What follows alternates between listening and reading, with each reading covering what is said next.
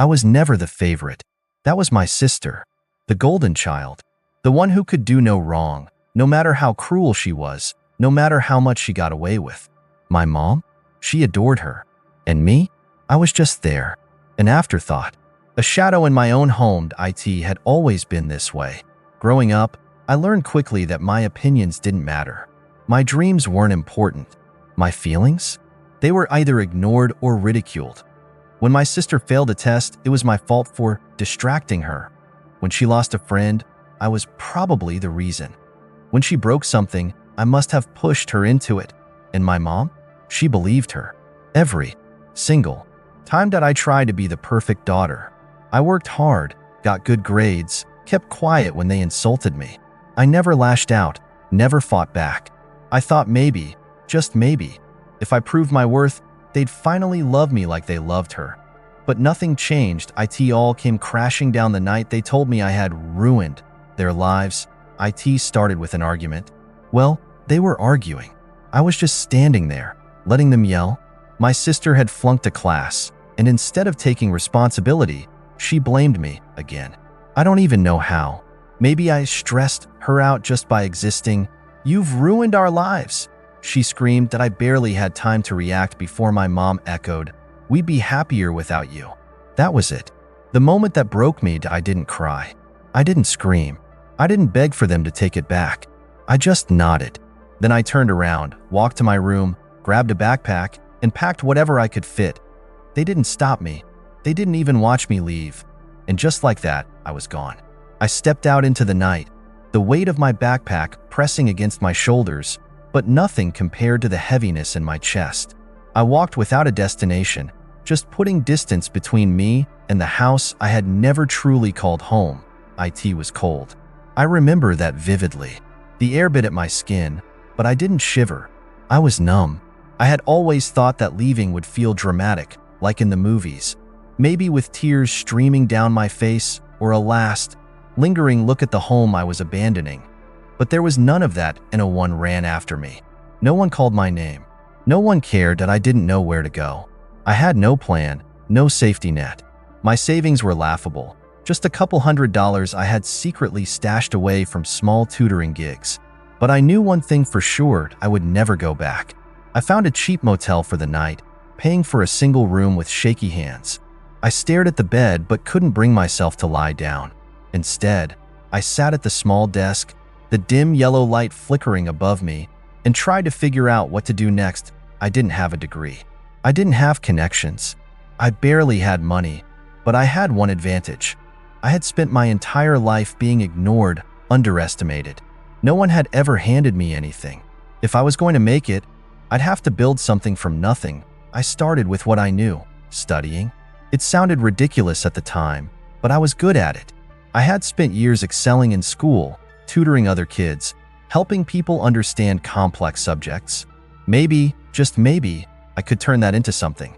The next day, I walked into a small cafe, ordered the cheapest coffee on the menu, and used their free Wi-Fi to apply for every online tutoring gig I could find. I set my rates low, just enough to get people to notice me. At first, it was barely enough to survive. I lived off instant noodles and dollar store groceries. I rented a room in a shared apartment with 3 strangers who barely acknowledged my existence. But it was still better than where I had come from, because every day, I woke up knowing that no one would scream at me, and no one would blame me for their failures, and no one would tell me I was ruining their lives. And that was enough. The months passed. My tutoring gigs grew. 1 client turned into 3. 3 turned into 10. Soon, I was making enough to move into a tiny studio apartment, barely more than a box, but it was mine. And yet, through all of it, my family never called. Not once. Not on my birthday. Not on holidays.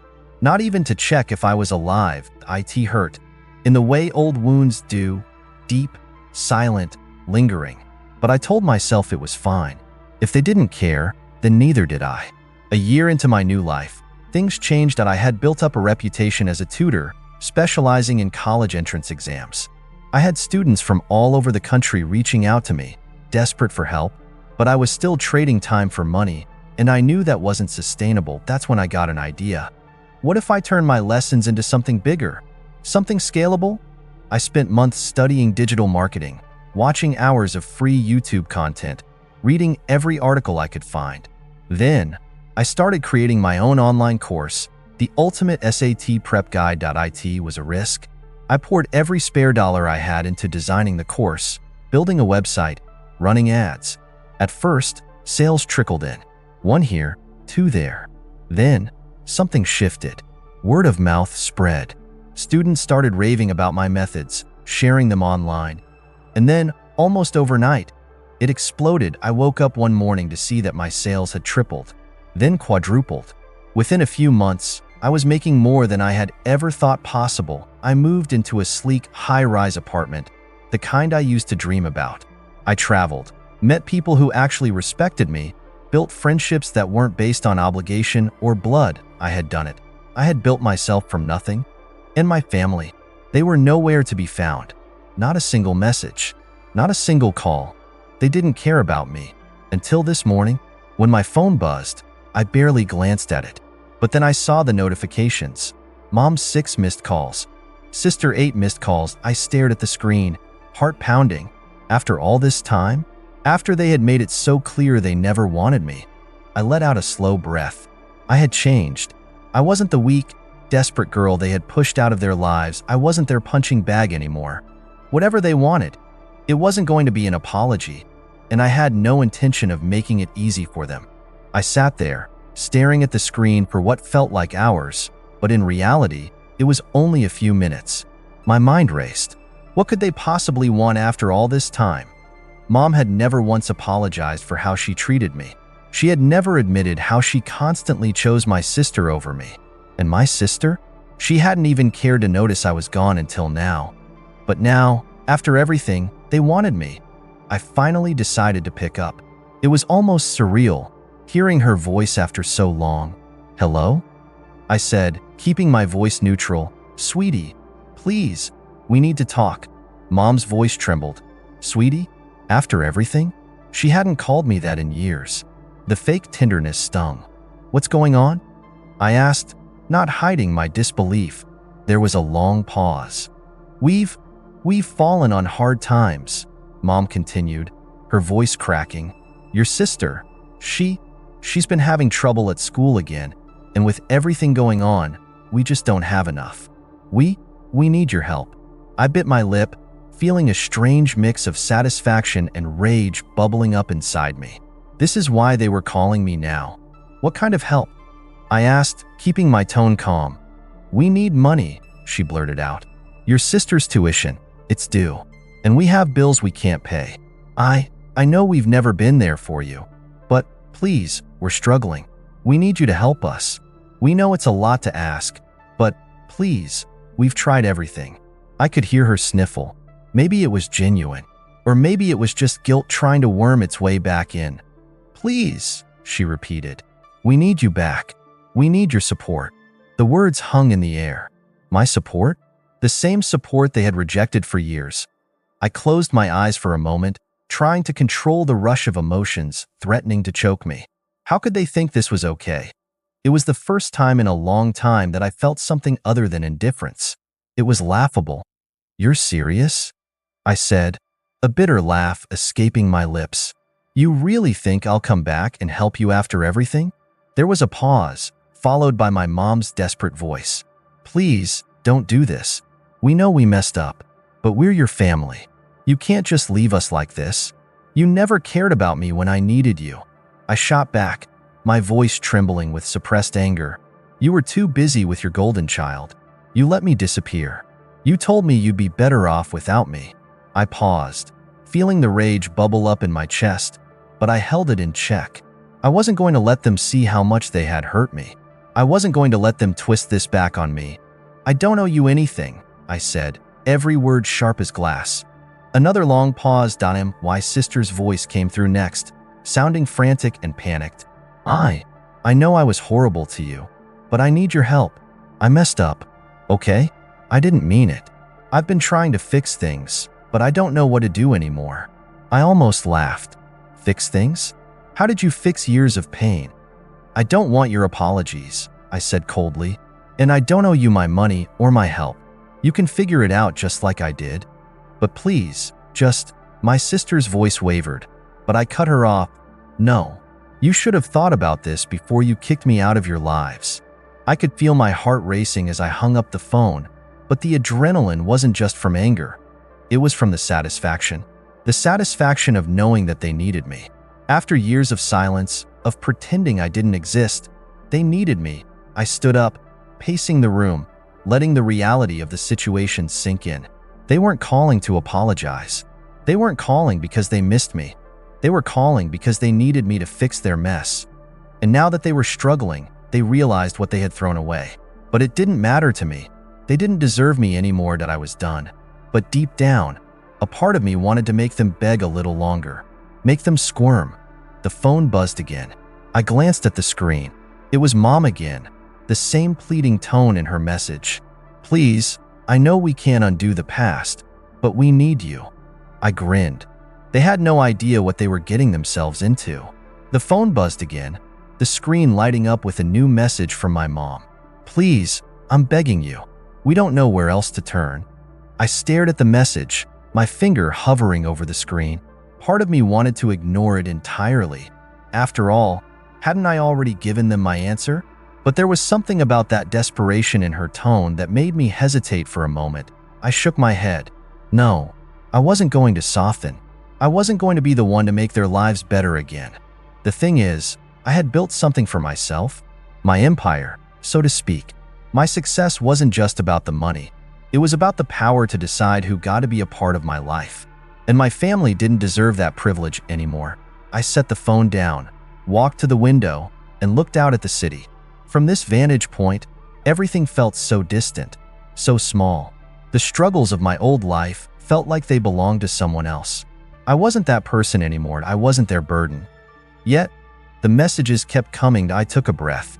I wasn't going to give in. I wasn't going to let them manipulate me with their guilt. And yet, deep down, there was a flicker of something. Maybe it was pity, maybe curiosity, maybe something darker. But I resisted. The next morning, I woke up to the sound of my phone vibrating on the nightstand again. A quick glance at the screen told me it was from my sister this time. I hesitated. Should I even bother reading this? But my thumb swiped across the screen before I could think about it too long. The message came in. I know I can't change the past, but I've been trying so hard to get into college. They rejected me, and now Mom's saying that if we don't get the money for the retake, I'll never make it. Please, please, I'm so sorry. I felt a pang of something unfamiliar. Not sympathy, not guilt, but something that made me pause. Was this genuine? Was this really my sister begging me, or was she just playing her part? I took a deep breath, my hand shaking as I typed my response. You never cared when I needed you. Why should I care now? I hit send, and the weight that settled in my chest felt heavier than I expected. There was a part of me that felt cold, detached, a protective armor I had built over the years.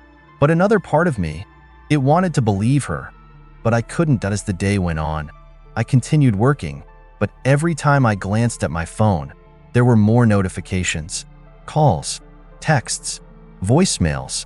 They were relentless. I could feel their desperation creeping through the screen, through the words. They were starting to crumble under the weight of their own choices. But what did they expect from me? They had made their bed. They had chosen their path. Now it was time for them to face the consequences. But then, at 7 p.m., I saw something that made my heart skip a beat. A message from Mom. I need to talk to you. This isn't just about money. I know I messed up. We messed up. But I'm asking you, as a mother, to come home. I need you. We need you. Please don't leave us like this.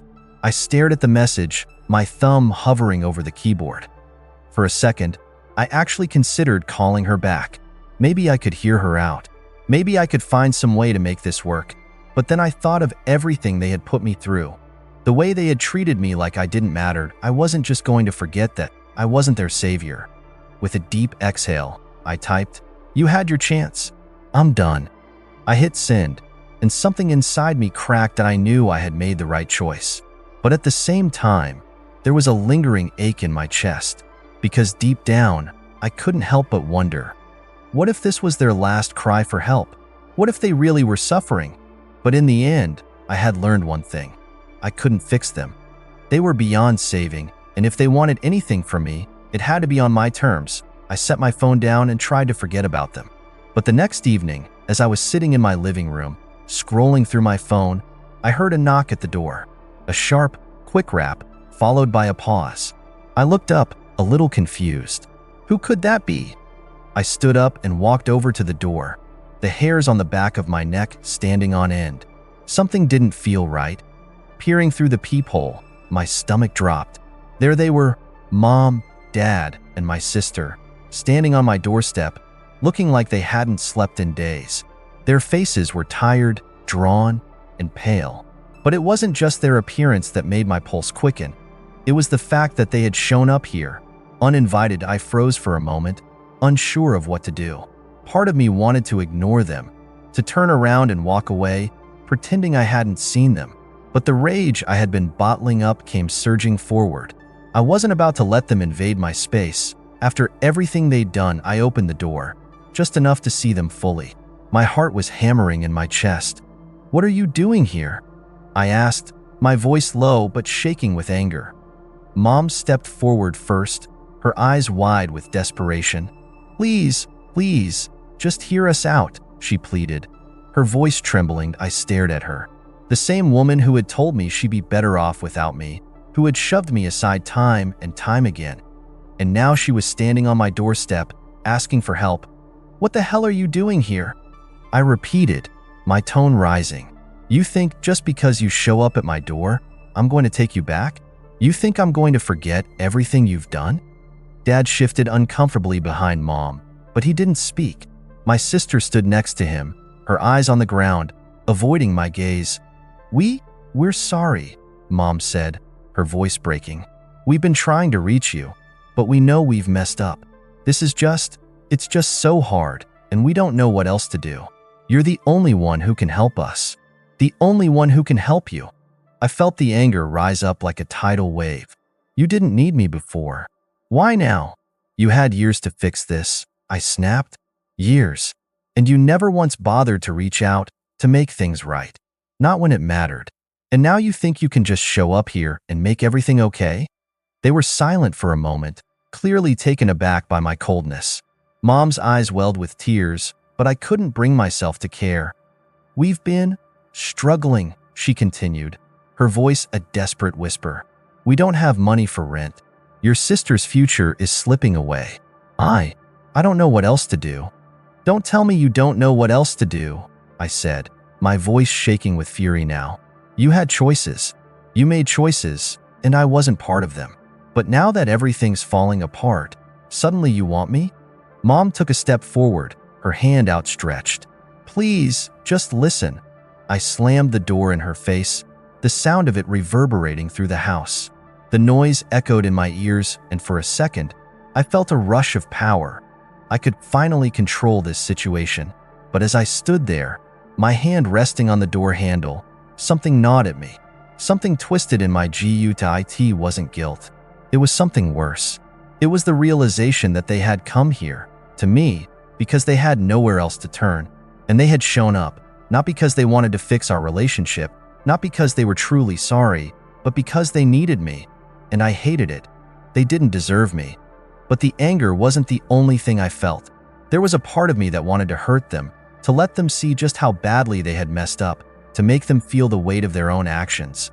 And the fact that they thought they could just show up on my doorstep, it made me angrier than anything else. I walked away from the door, leaving them standing on the other side. But they didn't leave. I could hear them talking outside. Mom was pleading. My sister was crying. Dad was trying to comfort them. I couldn't stand it anymore. The anger inside me was overwhelming, and I knew that if I didn't do something, I would regret it. So, I opened the door again. There they were, standing there, still waiting.